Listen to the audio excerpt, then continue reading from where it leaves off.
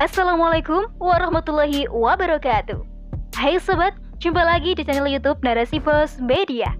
Nah, sebelum lanjut jangan lupa like, subscribe, dan nyalakan tombol loncengnya. Pandemi membuka tabir bobroknya demokrasi. Ambillah Islam sebagai solusi. Oleh Renita.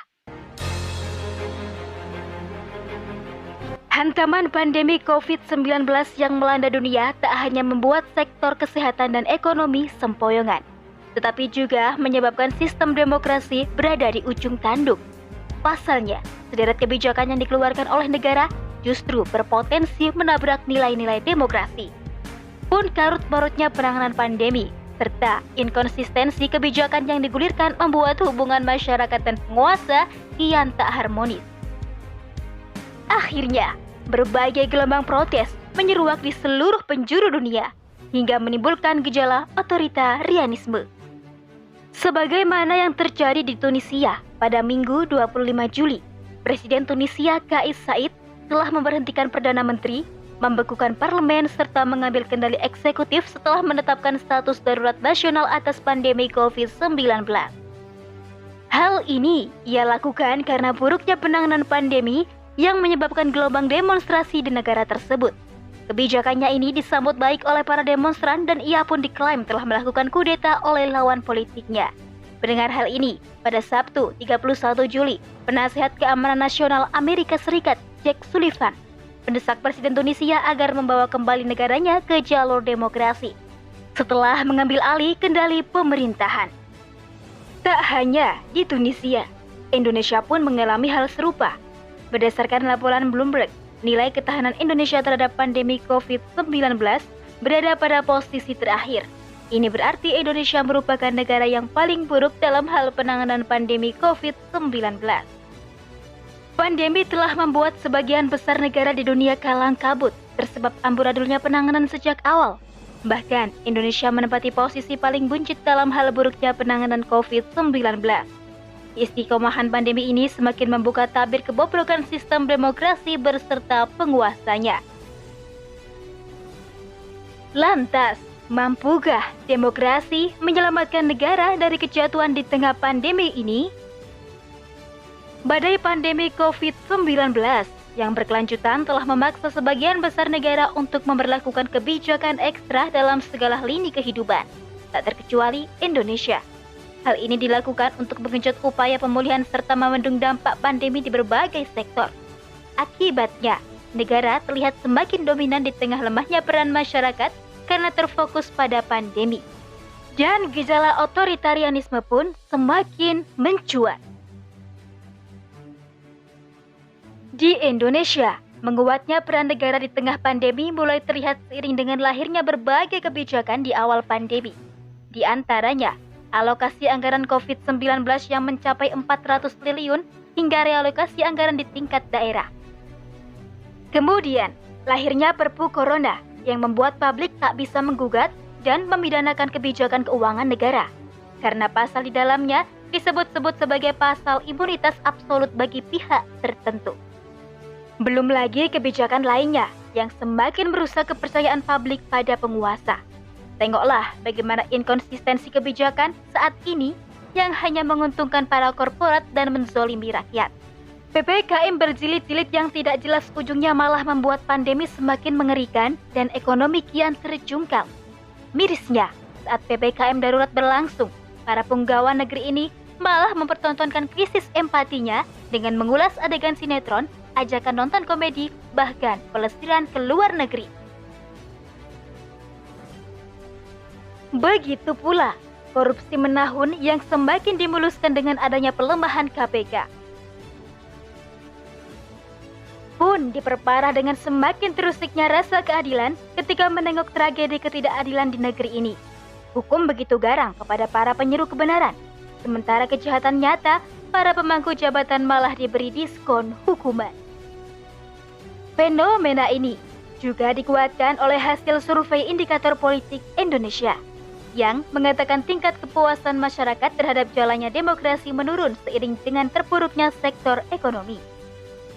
Sebanyak 1,1% mengatakan sangat puas, dan 52,6% cukup puas dengan jalannya demokrasi.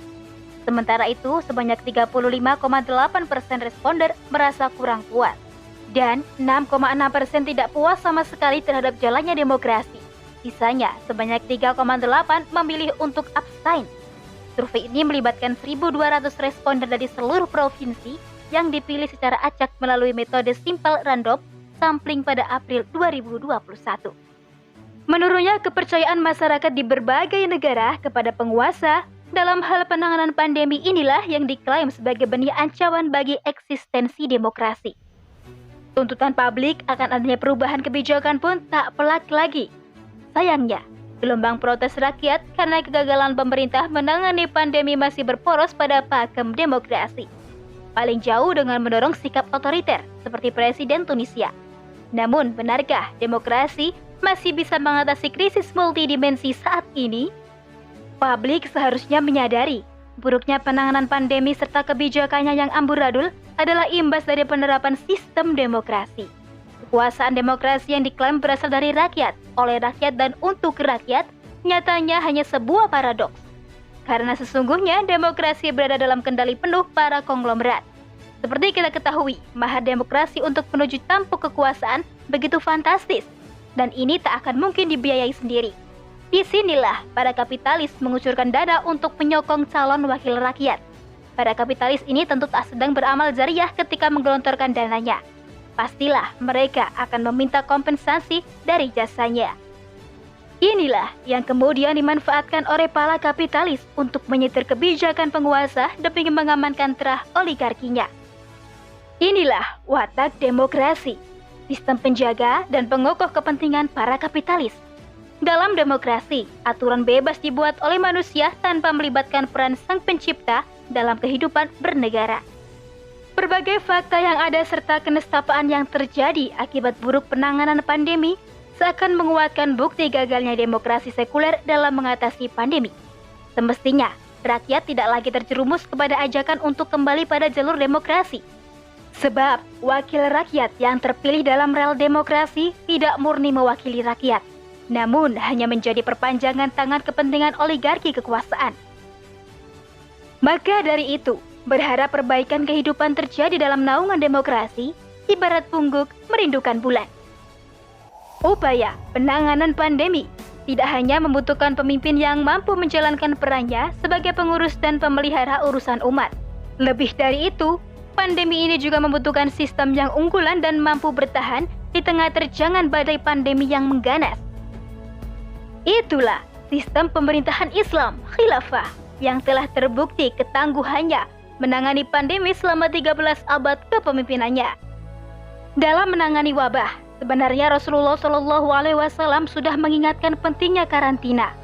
Dalam hadis riwayat Bukhari dan Muslim, Usama bin Zaid berkata, Rasulullah SAW bersabda yang artinya, apabila kamu mendengar penyakit itu menjangkiti suatu negeri, janganlah kamu masuk ke negeri itu. Apabila wabah itu menjangkiti negeri tempat kamu berada, janganlah kamu lari darinya. Inilah konsep lockdown yang dilakukan oleh sistem Islam, yakni melakukan pemisahan antara orang yang sakit dan yang sehat sedari awal munculnya wabah, sehingga akan cepat memutus rantai penularan. Khilafah juga akan melakukan peningkatan sistem dan fasilitas kesehatan yang berkualitas tinggi serta kuantitas yang mumpuni.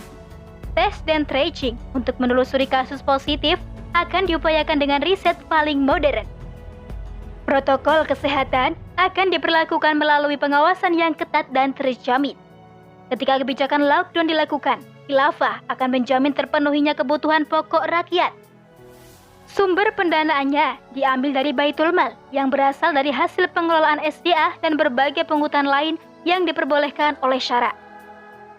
Inilah kebijakan politik komprehensif dan holistik yang dilakukan oleh khilafah, sehingga tidak akan menghasilkan kebijakan yang primplan, apalagi sampai menimbulkan kekecewaan di tengah masyarakat. Sudah saatnya kita beralih pada sistem Islam dan mendepak sistem lain seperti demokrasi kapitalisme ataupun otoritarianisme. Karena sistem Islam terbukti mampu mengakhiri pandemi dengan tuntas. Sementara sistem demokrasi hanya menimbulkan kenestapaan tiada akhir serta jauh dari tuntunan Islam. Tidakkah kita menyadarinya? Wallahu a'lam bishawab.